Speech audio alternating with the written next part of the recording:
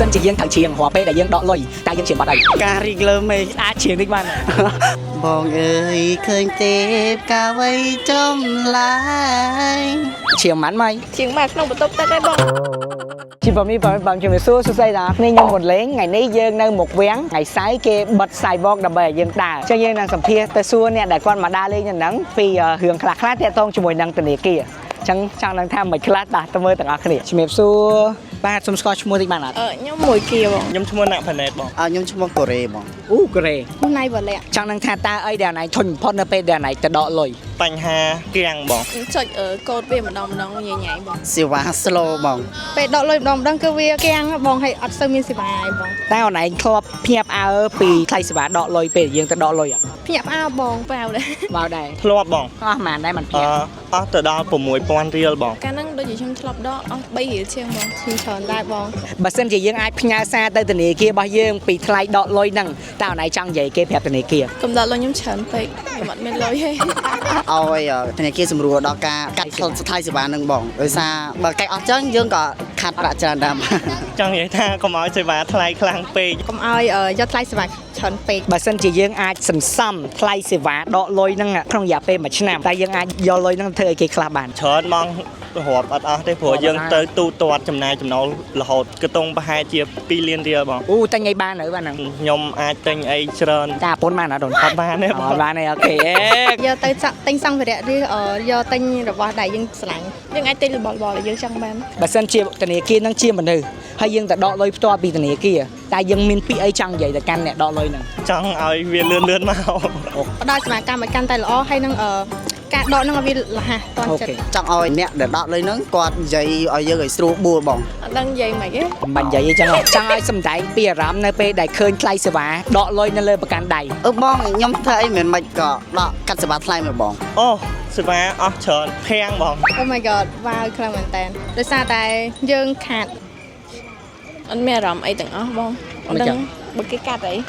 ឡូវសាកសំដែងមើលបើសិនជាដកលុយឡើងកាត់ថ្លៃសេវាអីអូមានអារម្មណ៍មិន បងអត់សេវា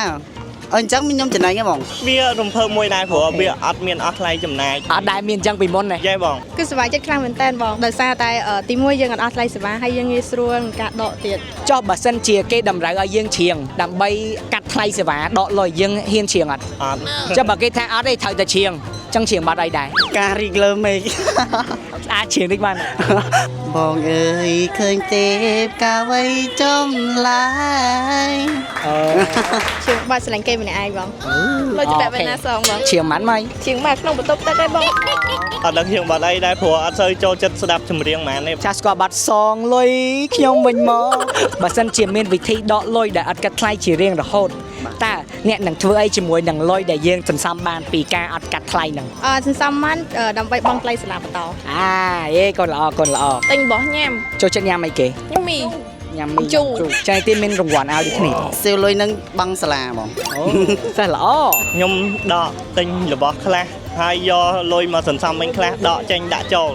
ព្រោះគេអត់គិតថ្លៃសេវាអញ្ចឹងយើងចំណេញបង ចឹងសារសម័យមើលថាបើពិភពលោកមួយដែលការដកលុយគឺអត់គិតថ្លៃសេវាទាំងអស់ចង់ដកប៉ុន្មានក៏គេអត់គិតថ្លៃសេវាយើងដែរយើងនឹងហៅពិភពលោកហ្នឹងថាម៉េច ព្រះជាម្ចាស់អត់គិតលុយហ្នឹង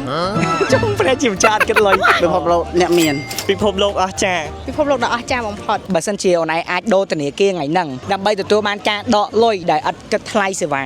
តើអូនឯងព្រមដូរអត់ ព្រមបង ដូរបងដូរ ដោបង ចឹងក៏ផ្លេចដូរមកប្រើវិញទាំងអស់គ្នាព្រោះឥឡូវហ្នឹងវិញគឺដកលុយអត់អស់លុយថ្លៃសេវាដកទេបាទដកលុយតាម ATM ក៏អត់អស់ថ្លៃសេវាដកលុយតាមភ្នាក់ងារក៏លែងអស់ថ្លៃសេវាដែរឲ្យតើអូនឯងមាន app វិញមានគណនីនៅក្នុងធនាគារវិញគឺដកបានពីភ្នាក់ងារជាង12000កន្លែងជុំវិញពិភពជុំវិញពិភពលោកជុំវិញប្រទេសកម្ពុជាយើងតែម្ដងហ្នឹងហើយចឹងពេលយើងដកតាមទូ ATM គេមិនត្រូវកំណត់ចំនួនមួយឲ្យយើងដកថា50000មិនដកបានឬក៏100,000មិនដកបានត្រូវអត់ប៉ុន្តែយើងអត់ចង់ដកដល់50000យើងចង់ដកតែ20000ឬក៏40000អី